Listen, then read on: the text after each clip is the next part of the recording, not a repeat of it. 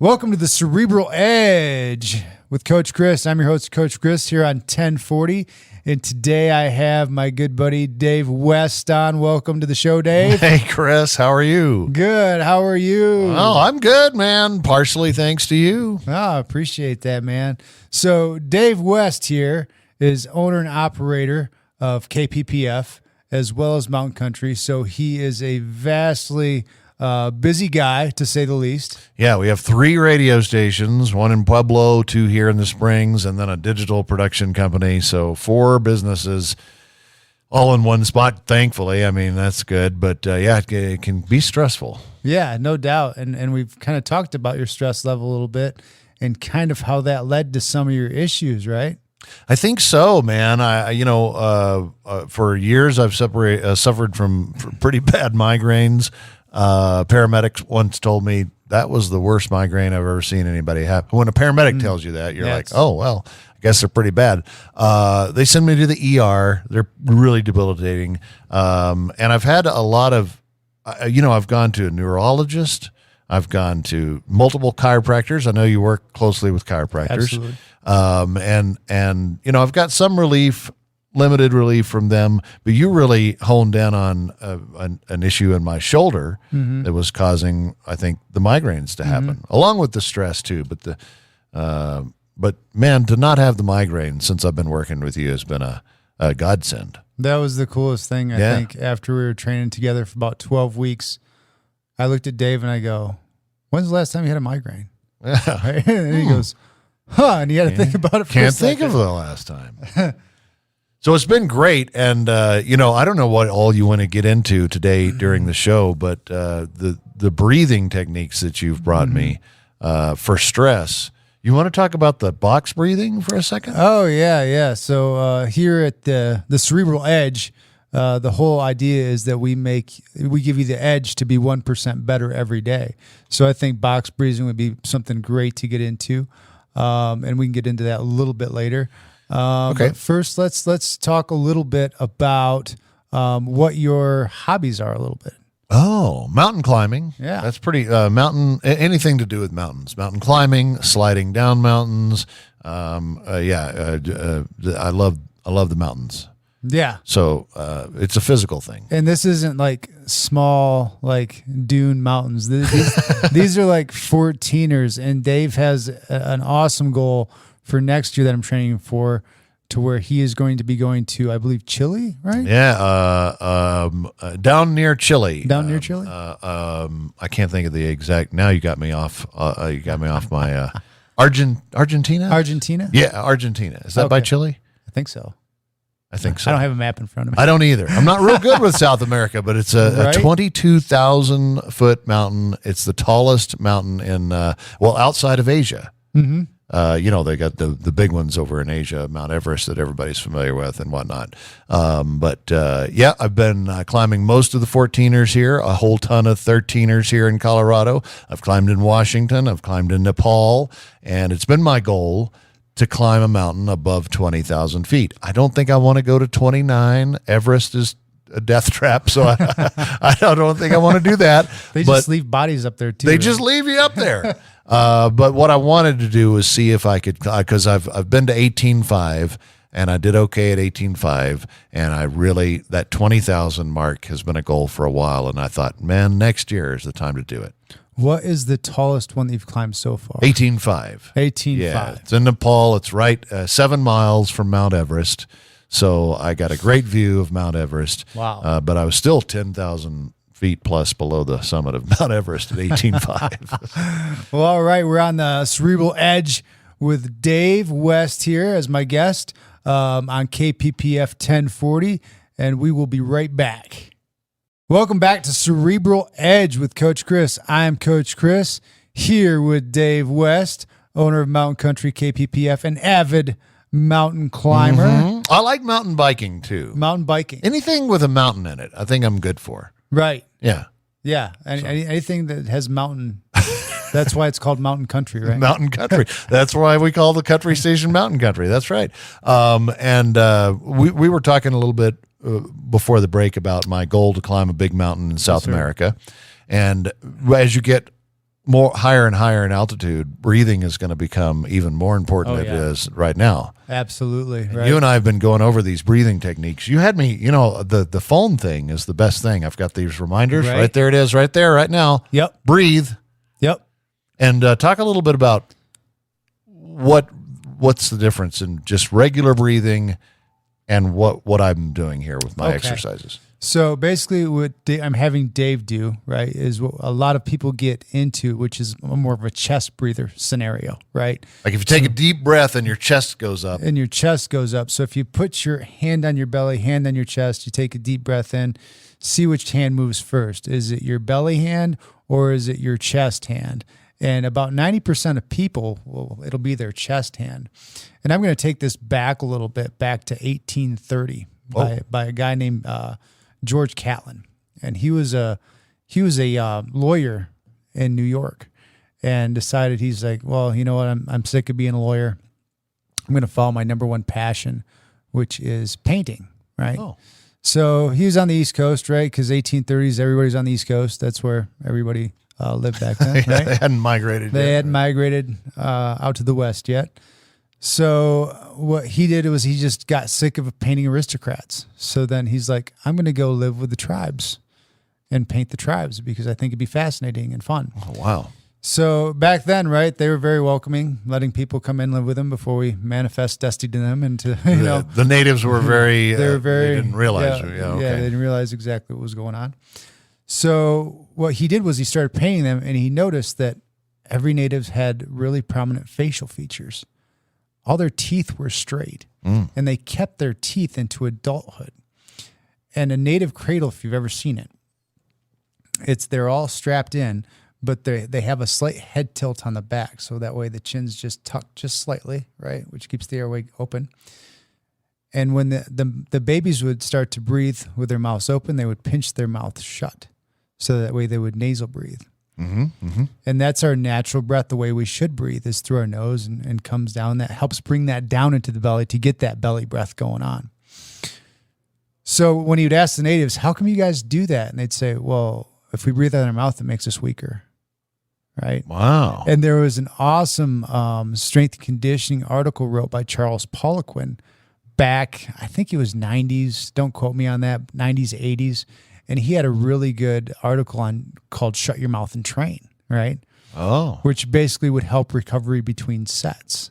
Because a lot of people, while they're working out, are solely breathing through they're trying to get as much breath in, I guess, so they're breathing right through their mouth. Yeah, right through their mouth and their chest.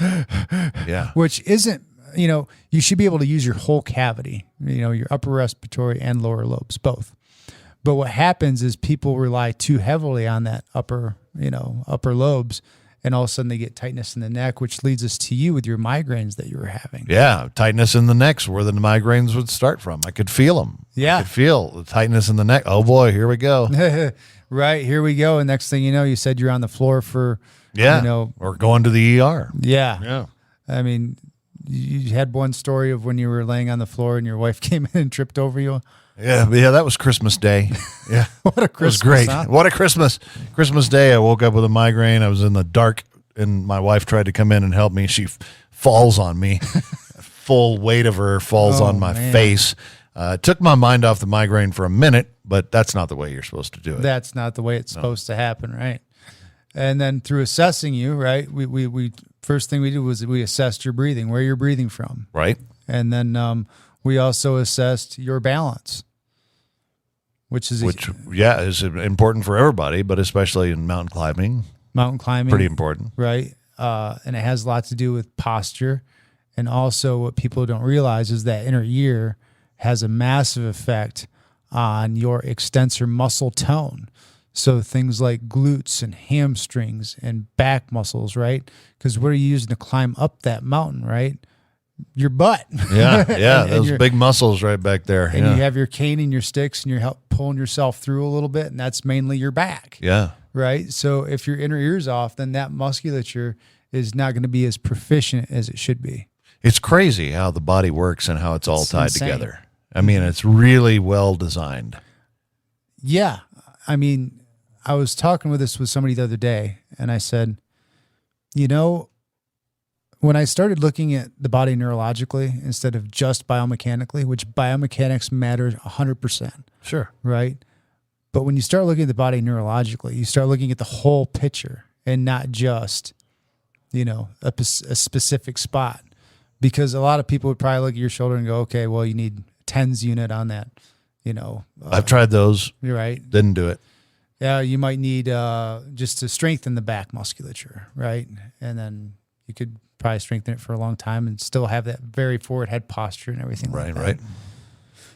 Right. They might try massage, all kinds of things, right? Yep.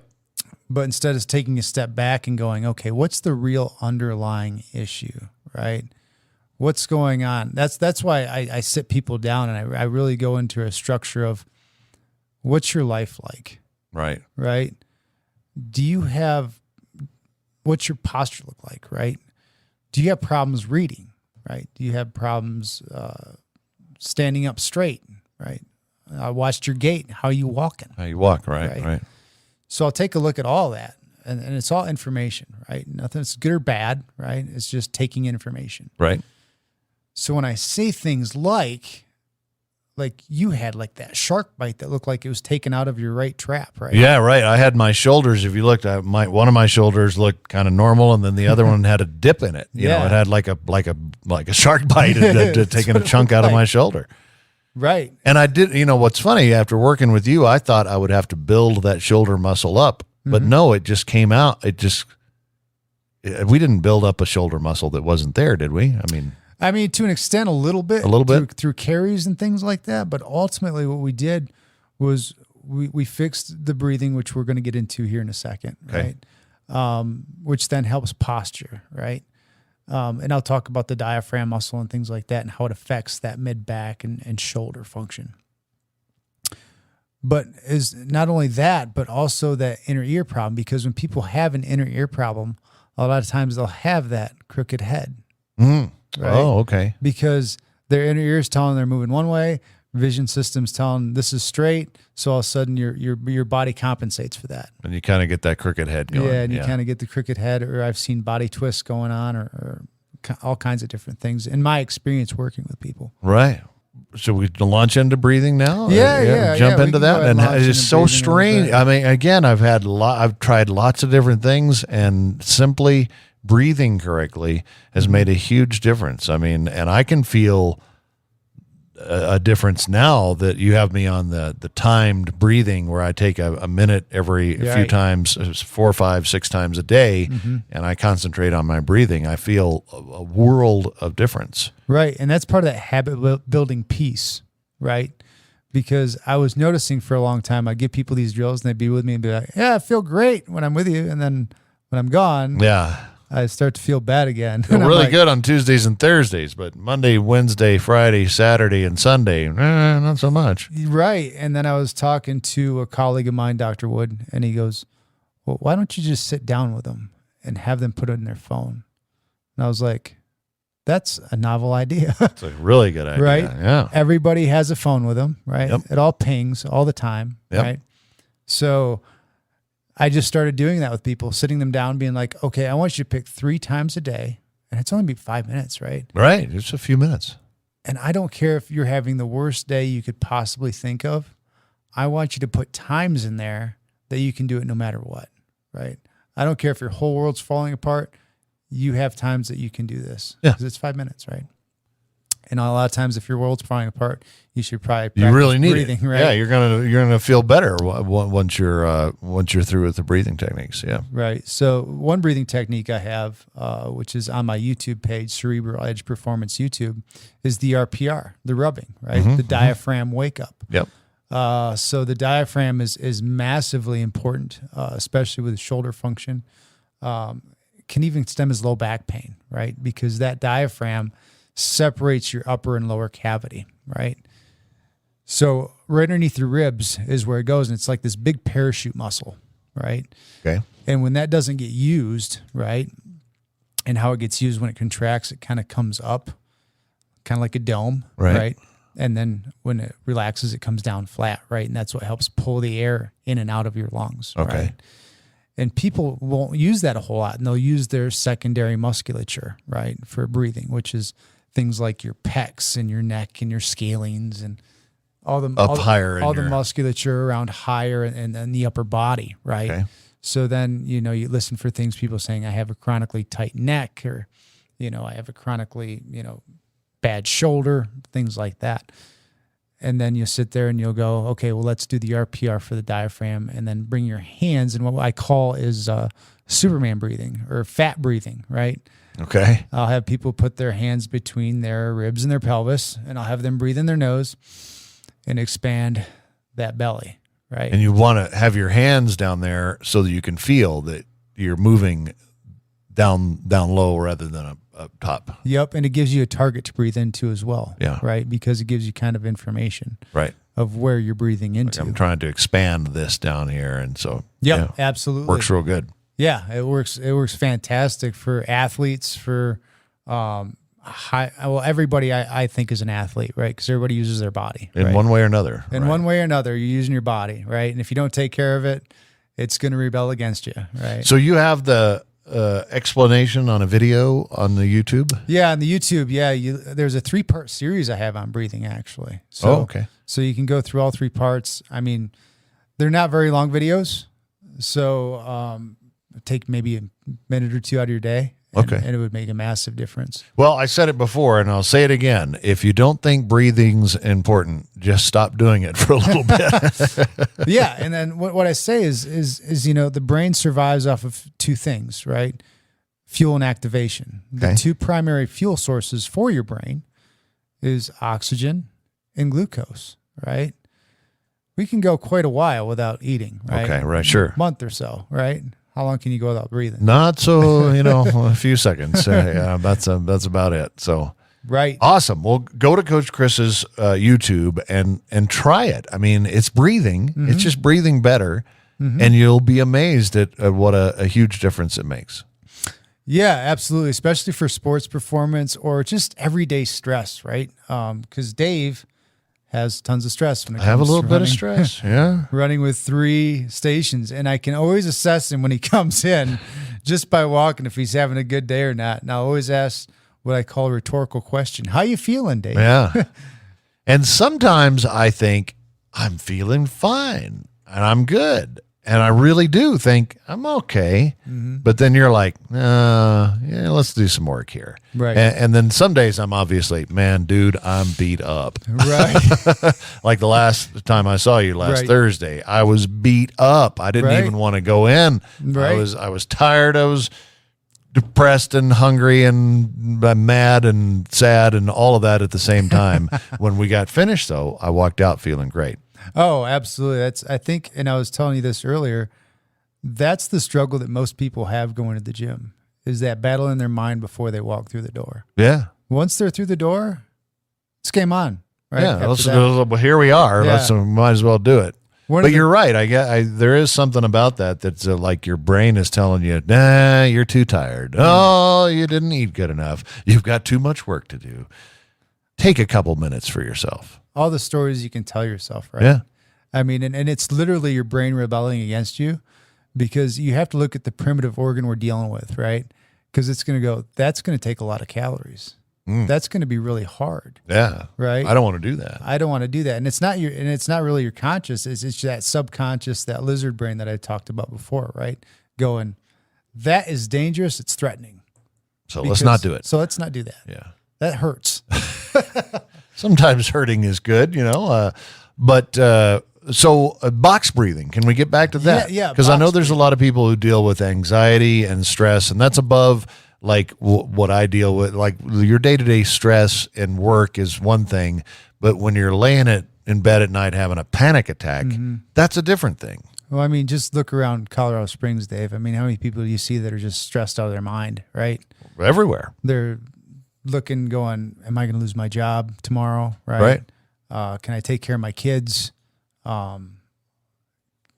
what's going to happen, right? What's the next thing, right? Now we have Ukraine, Russia. Right. We got that going on. Everybody's worried about something. Bombardment of the news constantly, Yeah, right? yeah. Weighing on people's minds, stressed out, right? So don't watch the news would be one good advice. That would be one good advice to take. And then the other thing is if that stuff is weighing your mind, try this, right? Right now, take your phone out, program it for 3 times a day, right? And you're going to do this try 3 minutes to start with. 3 right? minutes. 3 Okay. minutes to start with. Okay. So box breathing. So basically what you want to think about is your inhale, your pause, your exhale, then your pause. And all those are going to be even numbers, right? Throughout the whole thing. That's why it's called box breathing. Right. What I do, I guess you're supposed to imagine a box. Yeah. So I inhale and I imagine the top part of the box. Mm-hmm. And then the key. So you do that you can build up. I'm up to like 5 seconds Yep, now. you can build up. You start maybe 3 seconds, 4 seconds, whatever you can do that's comfortable. Mm-hmm. You inhale along the top of the box and then you stop. Your body wants to It wants to immediately inhale, right? Yeah. But then imagine the down, right or left side of the box is another 3, 4, 5 seconds where you hold it. Yep. And then the bottom part of the box is 3, 4 seconds of, what were we, inhaling, exhaling, Yep. and then hold it because you want to breathe in immediately, but Yep. hold it. And then the last side of the box goes back up to where you inhale again. Yep. And visually, I think I that helps. I don't know if it's all breathing or if there's something going on in the mind there that takes my mind off the stress visually too, because all I'm thinking about is the breathing and kind of this imaginary box. That's another part to it, right? So when you're breathing, you're counting those 4 seconds in, holding for 4 seconds, breathing out for 4 seconds, then holding for 4 seconds. You can't think about anything else. You really can't. And if you can think of something, then push it to 5 seconds. Yeah, then and push it a little eventually you'll find a point where I'm not thinking anything but this breathing. And then when you're through with that for a few minutes, what is it, 3 minutes? Yeah. I don't really know. I do 3 it. minutes, you can start 3 minutes. You can work up to 10 minutes, right? Wow. All depends on how much you want to do it. But And again, you're taking those great breaths in through your nose Yep. with your diaphragm. nose. And then I was going to get back to that a little bit with George Catlin and the natives and the facial structures and the perfect teeth. And they kept their teeth into, adulthood, like into the 70s, right? Where an infant mortality rate was basically nil, right? Wow. Disease was not really heard of. Cancers really weren't that heard of, right? And of course, you can attribute some of that to diet, right? Like they had bison. That's what they mainly ate was bison and vegetables. But when you have your mouth closed, where does your tongue sit? It sits high against the palate, and it naturally pushes against your teeth. And now, years later, after that, he published this book, and everybody kind of called him crazy. Doctors, especially dentists, are starting to fix teeth with mouth breathing for kids. Wow. They're starting to straighten teeth like that just by teaching them, hey, if you're just sitting around, keep your mouth closed. Breathe through your nose. What was it you said? Keep your mouth closed and Shut your mouth and train. Shut your mouth and train. That's Yeah. a good one. Yeah, I shut like your that. mouth and train. Yeah. Wow. Important. We do see, and if you look at pictures of skulls from 100 years ago or 200 years ago or whatever, we have these old skulls of people. Right. And it's totally different. Now we see this tucked in chin. Yep. With a lot of kids have that kind of, the chin is kind of tucked back. And that's exactly what you're talking about with the dentist and the breathing. Yeah. Huge. Absolutely. Yeah. It's a huge difference. But you're listening to Cerebral Edge, where we give you the edge to be 1% better every day, here with Dave West. Stick around. You're going to want to, because we got some more tips coming for you. I think it's 10% better, man. At least 10%. All right. We are back with the Cerebral Edge with Coach Kris. I'm Coach Kris. He's Dave West. I am. And we're talking about a different way to train and how we got rid of Dave's migraines in a different way. Man, you know what? Like I said at the start of the show, I can't thank you enough. I have tried everything that I could come up with to try to get rid of these migraines. And I've had them for 20 plus years. I've gone to lots of different people. We've tried lots of different things. And it was only when I came to you and you discovered my shoulder. I knew that I could feel these migraines starting in my shoulder, in my right shoulder, and they would come up to the back of my neck, and I would just know that, oh boy, here it comes. And there was nothing I could do about it, short of trip to the ER. I mean, that's usually where I ended up. Mm-hmm. And so since working out with Coach Kris, I've had really only one migraine, and that was when I didn't work with Coach Kris for 2 weeks. I don't know what happened. There was your schedule was crazy. My schedule was crazy. And the drills boom, got pushed to the wayside. I quit doing my breathing techniques that we were talking about earlier in the show.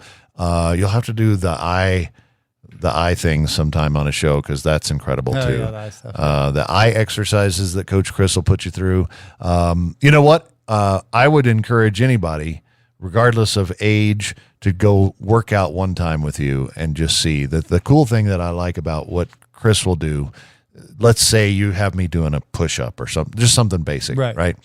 He will stop you, like you do 3 or 4 push-ups, and Kris will often go, wait a second, stop, get up. No other trainer that I've ever known would stop you mid-exercise and say, that's not working out. Right. Let's do some ankle rolls or some eye push-ups or some breathing. Mm-hmm. Okay, now continue with your workout. Mm-hmm. And you'll find, and every time, it's like, man, I'm struggling with these push-ups. I am struggling with these push-ups.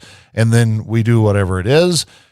Boom, I'm knocking out 15 push-ups. No problem, right? Yeah. Yeah, it's and that comes with time, when you train people over time. You can kind of see that, and you go, okay, well, they're not, they're using more trap. When they're pushing up, they're bringing their shoulders up to their ears versus keeping them down, and able to push with their full musculature. And that's just compensation patterns that I look for. Yeah. Right? And something you wouldn't see if you were working out by yourself. Or even if a friend was working, because they don't have the experience to look for that stuff. Right. But yeah, I mean, regardless of age, right? Because I get sick of hearing this crap that, well, I'm just older, that's the way it's supposed to be. I'm like, no, that's not true. We have research out the yin-yang about reversing sarcopenia or osteopenia through weight training and exercise and resistance training. Wow. And that's what's a huge key missing factor, especially in the elderly population, which can help fight a lot of this disease going on. So would you say it's even more important for the elderly population to get out and do these things? Oh, without a doubt. Yeah. Because when you're young, you can beat yourself up, and then the next day you're ready to go. As you get older, life takes its toll. Yeah. And so if you can have these advantages in your back pocket, you can breathe right, and you can impress and get your strength up, and your posture's better. Mm-hmm. Then no matter what age you are, 9 or 99, you're going to feel and work out your body's going to work better. And I'll end with this. My last person that I just trained was 78 years old. Wow, 78. Came to me with a massively shuffled gait, right? Couldn't hardly walk. Went to his doctor, and I'm not bashing on doctors here, right? But went to his doctor. Doctor said, you're fine, right? You're just old. Come to find out, you're just old, right? That just happens. And that gets me fired up to no end, right? Right. But just by working with him a little bit, finding out he had a fall and going, well, maybe I need to train his balance a little bit with his inner ear. Just did a little bit of that. His gait went from shuffled to almost normal. Wow. And it blew me away. I didn't expect to see that result. But the fact that people think that they can't change just because they're older just drives me nuts. Well, all right. No matter what your age, reach out. I know we're coming to the end of the show, but yeah. I can't tell you enough how much I appreciate you being in my life. I appreciate that. And as well for you guys listening to this radio station too, I just set up an email. So if you guys have any questions, just go ahead and email cerebraledge1, number 1, at gmail.com. And I will try to get to your answers or your questions within the next few episodes or so. Oh, we'll put there, you'll have a show regarding whatever topic. Regarding whatever topic. Whoa, whatever questions this is a whole new avenue now. Yeah. All right. I think it's going to be good.